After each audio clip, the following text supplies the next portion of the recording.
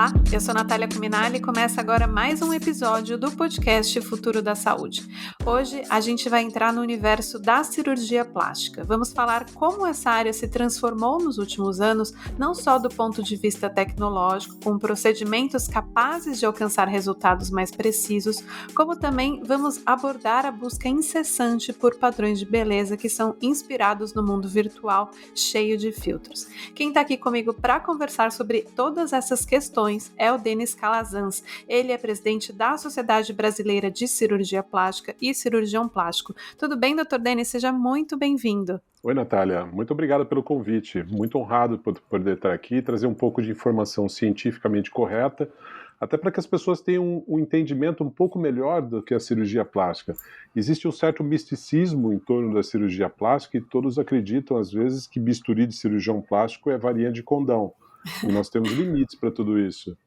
Vai ser bom o nosso papo, doutor. Bom, antes da gente começar, um aviso. Não se esqueçam de assinar o podcast para não perder o próximo episódio. Agora sim, vamos lá. Dr. Denis, é o seguinte, a gente está nesse contexto pandêmico, né? Não chegamos ainda no ponto pós-pandemia. Mas eu queria entender um pouco qual foi o impacto da pandemia nas cirurgias plásticas. Eu sei que em um primeiro momento houve uma queda dos procedimentos eletivos, né, como um todo, mas há relatos também de cirurgiões sobre um aumento da procura, justamente por não precisar sair de casa. Muita gente achou que era um momento mais propício. Como que foi? É exatamente isso que você relatou. Na fase inicial, nós tivemos que entender essa pandemia e, diante desse cenário, todos os cirurgiões plásticos, até por sua responsabilidade profissional e zelando pela segurança dos pacientes, optaram por deixar cirurgias que pudessem aguardar, que são as ditas eletivas, para um segundo tempo. Depois que surgiram os protocolos de segurança, instituídos inclusive pela Sociedade Brasileira de Cirurgia Plástica e pelas autoridades sanitárias brasileiras, nós tivemos uma segurança maior para poder retornar às cirurgias de maneira bastante segura. E é exatamente isso que nós estamos vivendo hoje. Existe uma demanda reprimida, muitos pacientes tinham se programado para isso, e agora estão realizando essas cirurgias com total segurança. Existe uma outra característica também, Natália, para poder passar para todos, é que diante de toda a reclusão social que nós tivemos, das restrições de viagem, muitas pessoas que muitas vezes se programam financeiramente para uma viagem, independentemente do local, muitas não conseguiram fazê-la, até por uma questão de segurança, optaram por realizar aquele desejo maior que seria a realização de uma cirurgia plástica. É interessante, esse comportamento a gente vê em vários setores, né? Não só na saúde, mas também na compra do mercado interno aqui de carros, as pessoas começaram a adquirir algumas coisas que elas tinham vontade antes, né? Essa redesignação de princípios e valores. Da mesma maneira como muitas pessoas optaram por fazer cirurgia plástica, hoje nós temos um comportamento em outros países que também viveram cenas dramáticas com a pandemia, por exemplo, como a Itália. O que a gente nota é que, claro, existe um número grande de cirurgias sendo realizadas, mas muito aquém do que normalmente se poderia esperar. Muitos pacientes acabaram repensando se os seus valores da forma física, daquela busca incessante da beleza, era verdadeiramente importante. E muitos pacientes optaram por viver uma vida de maneira diferente do que se fazia naquela ditadura da beleza. Esse tema padrão de beleza, certamente a gente vai tocar aqui nesse podcast, porque não tem como, né? A gente não falar de cirurgia plástica, não falar de padrão de beleza, principalmente agora que a gente vive nesse mundo virtual, cheio de filtros, né? Como eu disse na minha abertura. Mas antes da gente seguir para esse tema, eu queria falar de um outro tema que aconteceu também durante a pandemia. A gente viu surgir um movimento de democratização da informação. Nesse movimento, né, muitos médicos começaram a usar as redes sociais para se aproximar dos seus pacientes. Só que nesse contexto também a gente viu alguns exageros. Como o senhor bem sabe, teve uma cirurgiã plástica de Ribeirão Preto que ela usava o TikTok, uma rede social nova ali, para fazer vídeos divertidos com a pele e a gordura dos pacientes. Ela foi suspensa pelo CREMESP e, enfim, acabou sendo criticada, né, até pela comunidade científica. Eu queria saber a sua posição sobre isso, né? O que você achou disso, doutora? Ela passou dos limites? Olha, é muito difícil a gente opinar sobre um comportamento de um outro médico. Entretanto, quando a situação foge o decoro e o respeito aos princípios basilares da medicina, indiscutivelmente a reprimenda é a melhor maneira de se corrigir essas faltas éticas tão graves como foi neste caso. É lamentável que um paciente em situação que se encontra fragilizado diante de uma cirurgia, em que ele confiou o seu próprio corpo ao médico, e esse médico se vale dessa situação do paciente anestesiado para fotografar peças retiradas do seu corpo, partes retiradas do seu corpo, ou muitas vezes até o próprio corpo do paciente. Então, essa é uma situação ética bastante complicada que nós precisamos pensar de maneira muito responsável. Infelizmente, as mídias sociais tomaram uma proporção, e sobretudo dentro da medicina, que criaram nos pacientes uma ilusão muito grande daquilo que realmente perfaz a cirurgia plástica e os tratamentos médicos. É preciso muita responsabilidade nas pessoas que buscam a escolha do seu profissional através das mídias sociais. O número de likes em determinada mídia social ou o número de seguidores nunca foi um atestado de competência, nem tampouco será. Perfeito. Teve até, assim, falando ainda dessa médica, né? Ela tinha 600 mil seguidores, milhões de visualizações por causa dos vídeos, né? Na tua opinião, por que isso acontece, doutora? As pessoas, elas querem saber dos bastidores? Nós estamos vivendo hoje um mundo digitalizado em que as verdades parecem não durar mais que 24 horas. Isso é uma cena muito lamentável. A Sociedade Brasileira de Cirurgia Plástica é muito preocupada com isso. Durante a fase da pandemia maior do ano passado, nós realizamos uma campanha muito ampla no Brasil todo, alertando a população para a periculosidade destas mídias sociais apresentadas dentro da medicina como uma janela de visualização para o comportamento do médico. Hoje, o que nós estamos observando é a busca de uma humanização dentro da medicina. Isso é muito importante que se diga, porque os pacientes acabam se tornando, nestas mídias sociais, um palco de alguns profissionais, muitos deles que não comungam com a ética, nem tampouco se comportam de maneira adequada. Isso é lamentável, porque cria uma certa distorção na cabeça das pessoas, acreditando que aquilo que se apresenta dentro dessas mídias sociais é a realidade. Ali se omite o risco de determinado procedimento, quer seja aquele que está sendo apresentado ou outros, ali não se apresenta a relação médico-paciente. Então é muito importante que a população se atente para isso, para que não se torne um mero objeto de mercância. Como você bem disse, né, doutor, o número de seguidores e de likes não quer dizer necessariamente que é um bom profissional, né? Agora, como equilibrar essa comunicação com os pacientes? O senhor não acha, por exemplo, que o CFM, né, o nosso Conselho Federal de Medicina, precisa atualizar o Código de Ética Médica para o momento atual, já que a gente está mesmo nesse momento de disseminação de redes sociais? Olha, há não muito tempo o Código de Ética Médica ele teve uma atualização, mas a situação que nós estamos vivendo hoje na medicina, haja vista que a medicina avançou mais nos últimos 50 anos que toda a história da humanidade. E, recentemente, a digitalização da vida, a informatização de todas as nuances que perfazem o nosso cotidiano, tem feito com que o Conselho precise adequar essa realidade também. Hoje nós temos resoluções, praticamente são duas, que são resoluções são ordenamentos, balizas para que o médico possa realizar uma publicidade médica, por exemplo. Uhum. Existem essas resoluções que precisam ser reformadas. A última delas foi de 2015, quer dizer, nós já fomos aí por um longo tempo perante essa digitalização da vida, né? A celeridade com que as coisas caminham hoje. Sim, já surgiram várias redes sociais nesse contexto, né, de 2015 para cá. Eu não digo nem só redes sociais, eu digo outras ferramentas tantas. Haja vista que telemedicina, por exemplo, era um tema que não existia até alguns poucos anos atrás. Telemedicina, quando a gente pensava isso, talvez fosse nos desenhos do Jetsons. E hoje, Verdade. e hoje o que a gente vê é uma situação totalmente corriqueira no seu cotidiano dos consultórios médicos, médicos que atendem pacientes do outro lado do mundo que possam prestar informações corretas, cientificamente adequadas. Só que uma coisa a gente tem que sempre lembrar: a medicina, ela difere de todas as outras profissões porque ela lida com o nosso bem mais precioso, a vida.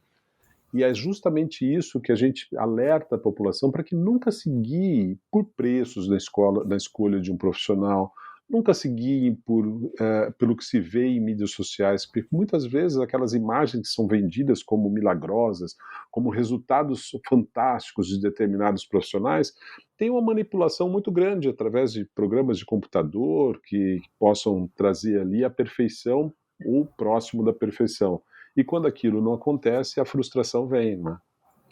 Doutora, o senhor até mencionou no começo da nossa conversa, né? Tem gente que acha que o bisturi é uma varinha de condão.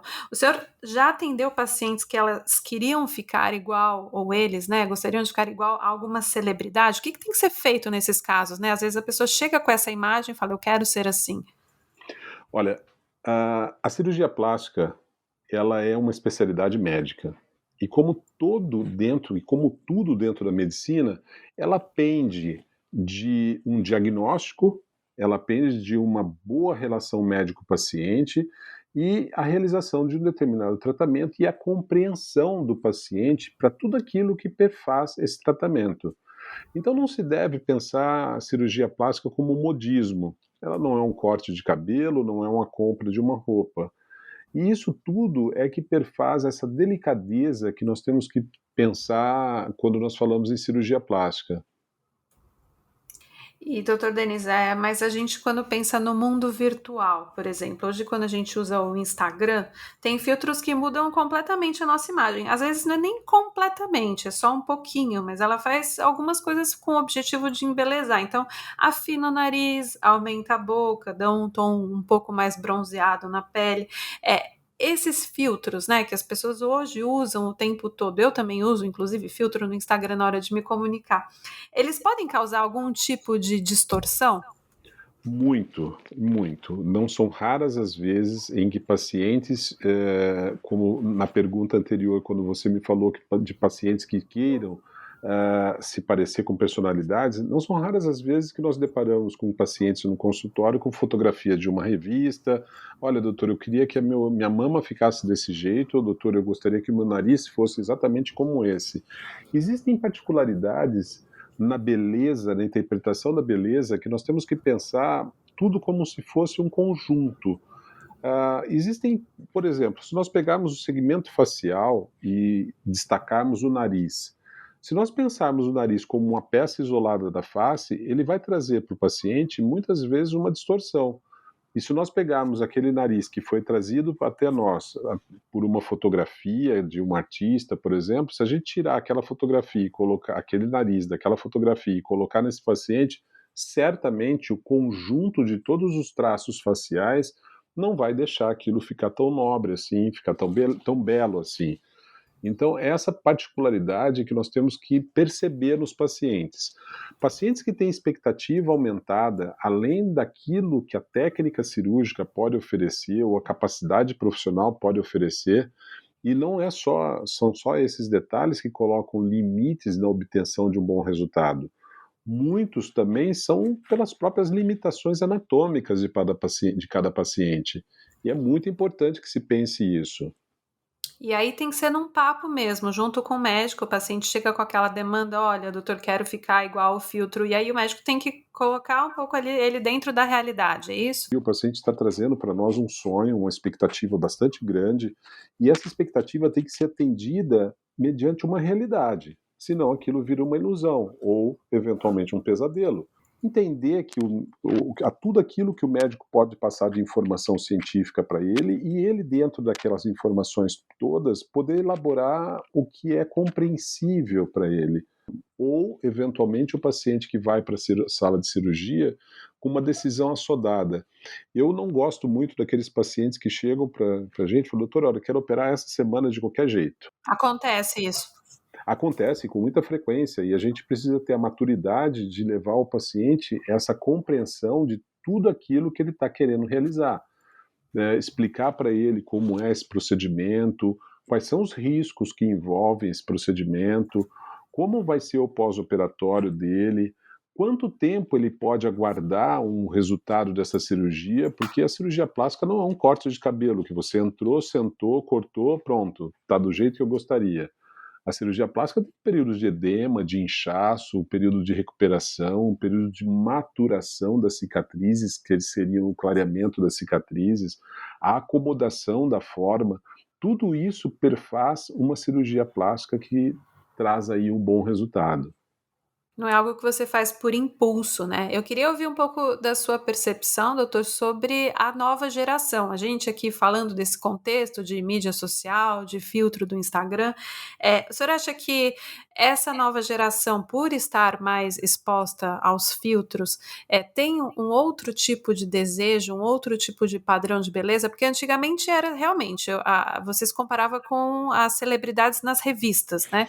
Hoje em dia, acho que as pessoas acabam também se comparando com elas próprias, mas com uma imagem um pouco diferente. Isso acontece? O senhor percebe isso em consultório, por exemplo? Notamos isso com muita clareza. Essa garotada que já nasceu com tablet na mão, ou eventualmente os jovens há um pouquinho mais tempo, que nasceram nesse mundo digitalizado e tem essa ferramenta que é o celular na mão, ela acabou fazendo da vida de muitos cirurgiões plásticos uma verdadeira tormenta, porque os selfies hoje, o jogo de luz, uma luz colocada de maneira não muito adequada, ou a posição da câmera do celular de maneira enviesada, pode eventualmente trazer para o paciente a distorção de algum segmento corporal que ele não entende aquilo como sendo um mau posicionamento da fotografia. Ele entende piamente que aquilo é uma deformidade corporal. E isso não acontece só nos pacientes que ainda vão realizar as cirurgias. Muitos pacientes que realizam a cirurgia depois voltam e falam, doutor, olha, meu nariz ficou bonito, mas olha aqui, ó, nessa fotografia como ele não ficou bonito. Tudo isso é uma posição, tudo isso é perfeitamente compreensível desde que o paciente tenha essa percepção antes de realizar o procedimento cirúrgico. Por isso que eu acho que a informação cientificamente correta, colocar o paciente a par daquilo que é real e possível, é o que vai certamente trazer felicidade com o resultado. Do contrário, o paciente vai estar sempre correndo atrás daquela expectativa, daquele resultado que ele provavelmente nunca vai alcançar. E exemplos assim não nos faltam.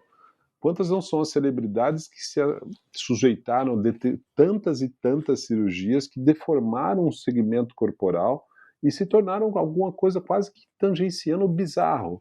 E isso é muito ruim, porque se existe também, de um lado, a expectativa aumentada dos pacientes, de um outro lado, existem profissionais que aceitam e se sujeitam a realizar esses tantos procedimentos como os pacientes queiram.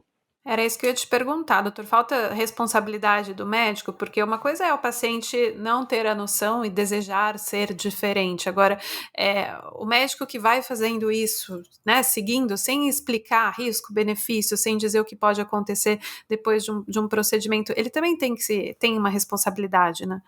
Felizmente, nós temos no Brasil uma cirurgia plástica de altíssimo nível, e não só nível científico, mas nível ético também. É claro que, como todos os segmentos profissionais, existem aqueles determinados indivíduos que estão ali pensando a sua atividade profissional como muito mais um cifrão do que a nuance daquilo que a perfaz. E na medicina não é diferente, infelizmente. Nós temos aí um segmento muito pequeno de alguns profissionais que se arvoram a fazer dos pacientes aquele termo que eu usei atrás, que é justamente um mero objeto de mercância. Operar por operar, sem pensar muito no tipo de resultado que esse paciente pode esperar. E aí o senhor falou que o Brasil tem ótimos profissionais e também ainda nesse contexto a gente sabe que o Brasil ocupa o segundo lugar no ranking mundial de cirurgias plásticas, atrás apenas dos Estados Unidos. Eu tenho duas perguntas sobre isso.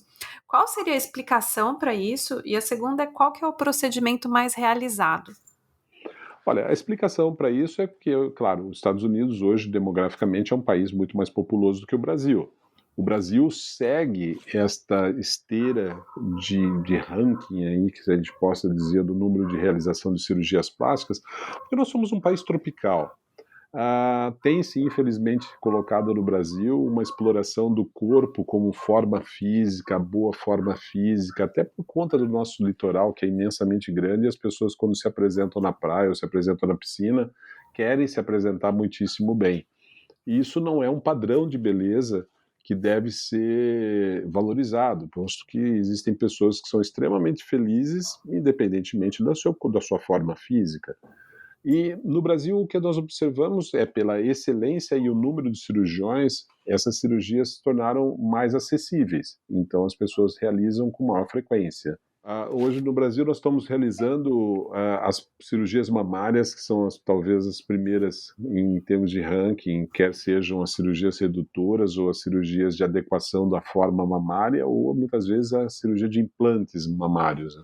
Eu achei que o colocar silicone estava um pouco fora de moda. É a impressão, então. É impressão, tentaram fazer uma verdadeira demonização das cirurgias de mamas com prótese de silicone no Brasil, né, no mundo todo de uma maneira geral.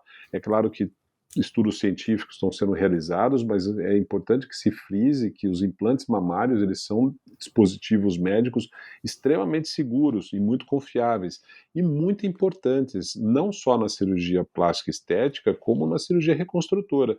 Quantas não são as mulheres que têm uma mama amputada por um câncer e a possibilidade de voltar essa forma da mama só se faz através de uma prótese de silicone. E, doutor, quando você diz que demonizaram, foi porque associaram as próteses ao surgimento de doenças, né? De câncer, por exemplo? Não de câncer. Era de linfoma? Tem uma das patologias, que seria um linfoma de células gigantes, que se associou a um determinado tipo de textura da prótese, mas que ainda se tem uma certa controvérsia científica com relação a isso. Estudos estão sendo realizados, não só aqui no Brasil, mas mundo afora, mas o que nós podemos afirmar é que as próteses mamárias, até o presente momento, elas têm uma biossegurança muito elevada e que elas são grandes aliados na busca da melhor forma física. E agora um outro tópico que também não é incomum de ver nos noticiários são casos de pessoas que tiveram complicações ou até morreram depois de fazer uma lipoaspiração. A lipoaspiração é um procedimento arriscado ou o problema é onde se faz essa lipoaspiração? Importante pergunta. A lipoaspiração, ela não é um procedimento nem mais e nem menos arriscado de qualquer outro procedimento cirúrgico que nós tenhamos dentro da cirurgia plástica. O que nós observamos, infelizmente, as grandes manchetes e trágicas manchetes da imprensa trazendo a lipoaspiração como sendo uma técnica com alta periculosidade, você pode observar que na grande ocorrência delas é porque foram realizadas por profissionais sem a devida qualificação. O que é a qualificação? Um cirurgião plástico, para se tornar cirurgião plástico, ele estudou 6 anos de faculdade de medicina, 2 anos de residência em cirurgia geral, portanto, ele tem uma formação de cirurgia ampla, e depois mais 3 anos de residência em cirurgia plástica, portanto, perfazem-se 11 anos de estudos até um profissional se tornar cirurgião plástico. Infelizmente, no Brasil, nós temos uma regulamentação médica que diz que permite uma interpretação um pouco errada da lei. O que quer dizer isso? Hoje nós estamos formando no Brasil, nas nossas 347 faculdades de medicina nesse país, é um número que coloca o Brasil como sendo o primeiro país do mundo em número de faculdades de medicina perante a sua população. Nós estamos formando 35.800 médicos por ano. Nossa. Então imagine que esses 35.800 médicos formados, infelizmente, em algumas poucas fábricas de médicos e não escolas médicas, eles podem realizar qualquer procedimento no dia seguinte da sua formatura, que ele conseguiu o diploma dele, com o diploma ele pode realizar qualquer procedimento médico. Mesmo Então, sem a especialização? Mesmo sem a especialização. Porém, ele vai responder civil e criminalmente por isso, pelos seus atos. Agora, que pode. Infelizmente, é o que nós temos debatido fortemente para que a população entenda o valor do que é buscar um profissional especializado e muitas vezes se submeter a uma lipoaspiração com uma pessoa que aprendeu essa lipoaspiração num cursinho de final de semana. E certamente é da onde vêm as grandes tragédias. E, doutor, para quem não entende nada sobre isso, para que serve uma sociedade de especialista? Vamos voltar atrás. A Sociedade Brasileira de Cirurgia Plástica, na história, nós temos 73 anos. É uma das entidades médicas mais antigas do Brasil. E nós temos hoje 6.800 cirurgiões plásticos associados à Sociedade Brasileira de Cirurgia Plástica, praticamente todos os cirurgiões plásticos do Brasil. Para que ela serve? Para formar, foi ela que formou praticamente esses 6.800 cirurgiões plásticos, foi a Sociedade Brasileira de Cirurgia Plástica que permite a atualização contínua desses médicos através de cursos, palestras, congressos, simpósios, fóruns. É uma atividade científica muito intensa. O bom médico é aquele que nunca para de operar e nunca para de se aperfeiçoar. Até porque a dinâmica da medicina é muito alta, é muito forte. E na cirurgia plástica isso não é diferente. Este é o valor de você seguir as boas informações e as informações cientificamente corretas. Quando nós observamos informações colocadas de maneira sensacionalista na imprensa, como se fosse aquele resultado mágico ou, eventualmente, aquela técnica milagrosa que promete emagrecer o paciente 15 quilos em 2 semanas, coisas do tipo, é que a gente começa a desconfiar um pouco do charlatanismo. E isso é o que faz com que as pessoas entendam o que é a Sociedade Brasileira de Cirurgia Plástica. É uma entidade que, onde ela tem o seu selo, ela traz informação ética, cientificamente correta e segura. Excelente. Eu estava aqui te ouvindo, doutor, e pensando o seguinte, né? Principalmente quando a gente fala desses casos que são catastróficos, essas manchetes de pessoas que morreram quando fizeram uma lipoaspiração, e elas geralmente buscam profissionais que não têm a especialização, enfim, não se formaram como deveriam, né? E provavelmente porque buscam um preço mais baixo, mais acessível. Então, a minha questão é sobre a democratização do acesso. Como que a cirurgia plástica, por exemplo, para fins estéticos, para uma pessoa que tem o SUS, ela é possível? Ela é possível, é difícil nós dissociarmos a cirurgia plástica de 2 segmentos. É claro que didaticamente é muito mais fácil a gente compreender cirurgia plástica estética e cirurgia plástica reparadora. Cirurgia plástica é uma única especialidade e é uma única arte médica. Imagine que uma criança que tem lá as suas orelhas extremamente grandes, abertas, que a gente rotula como cirurgias de orelha em abano. Essa criança vai para a escola, ela sofre bullying, ela sofre com as outras crianças brincando, chamando ela de Dumbo, de uma coisa assim. Que caráter tem essa cirurgia? É reparador ou é estético? É muito difícil para a gente poder dissociar isso. Ou vamos buscar outro exemplo, uma garota de 16 anos de idade que tem as suas mamas imensamente grandes e pesadas, volumosas, que traz para ela um prejuízo da sua saúde ortopédica muito forte. Essa cirurgia plástica redutora das mamas, ela tem um caráter estético ou tem um caráter reparador? Quem pensar que é reparador, ela está tentando diminuir o peso das mamas, mas certamente o que a gente busca é oferecer o melhor da forma, a melhor estética possível a essa paciente. Assim como aquela criança que tem as suas orelhas abertas demais. Então a cirurgia plástica, a cirurgia estética e a cirurgia reparadora, elas cabem talvez por uma subdivisão didática, mas na sua essência e na realidade, cirurgia plástica é uma só. Entendo. E doutor, agora encaminhando aqui o nosso papo para o final, eu queria ouvir um pouco o senhor sobre como o senhor imagina o futuro da cirurgia plástica. A gente vai ter mais precisão, por exemplo, a impressão 3D pode ser um caminho. O que se vê nos congressos, né, de como a gente imagina a cirurgia plástica no futuro?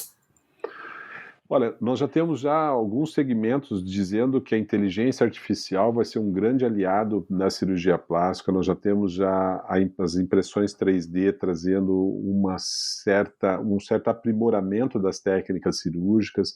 Muita coisa está evoluindo em termos de tecnologia. Só que eu tenho absoluta convicção de que nada dessa tecnologia vai substituir uma coisa muito importante: a relação médico-paciente. É aí que se estabelece a confiança, é aí que se estabelece a segurança para a realização de uma determinada cirurgia plástica. Se nós pensarmos hoje esse mundo que nós estamos vivendo, até por essa via que nós estamos aqui conversando, que a gente não se vê, mas nos ouvimos perfeitamente numa velocidade extremamente rápida e numa nitidez melhor ainda, Imagine que anos atrás isso fosse alguma coisa quase que inimaginável. Tudo isso veio para acrescentar de maneira muito positiva as facilidades da vida.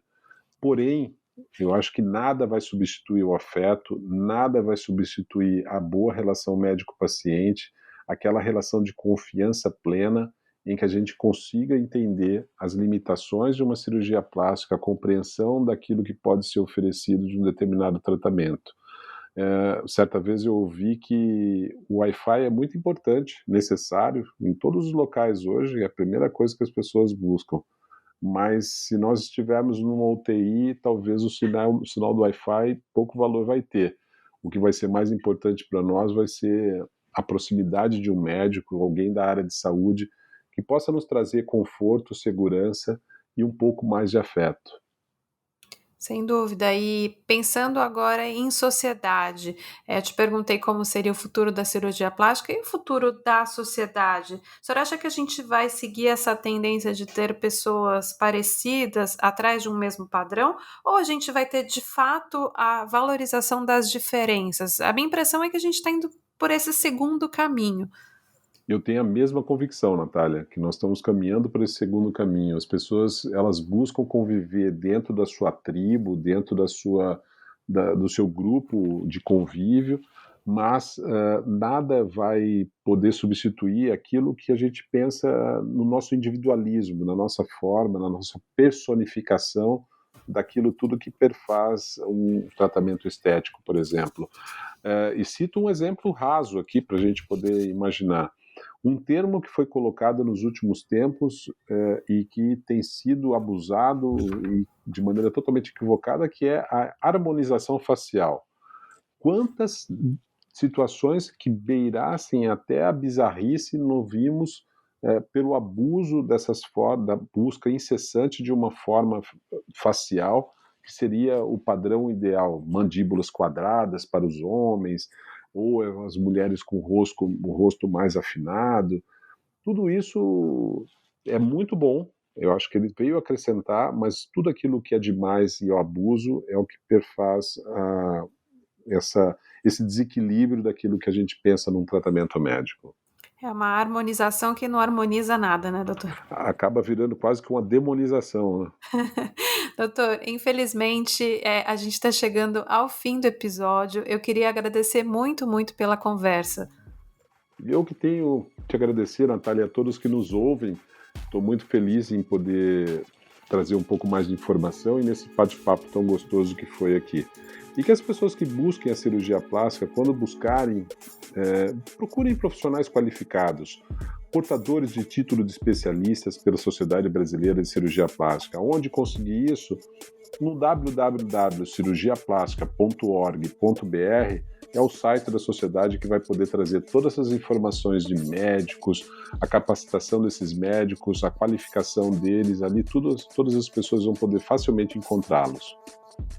Ótimo, doutor Denis, muito, muito obrigada. O podcast Futuro da Saúde chega ao fim. Eu agradeço a todos que nos acompanharam até agora. Obrigada também ao Edgar Maciel, que assina a edição de som do episódio. Vocês podem acompanhar as novidades e as reflexões sobre saúde no site futurodasaude.com.br, no meu Instagram, @natcominali, e não se esqueçam de assinar o podcast para não perder o próximo episódio. Até a próxima!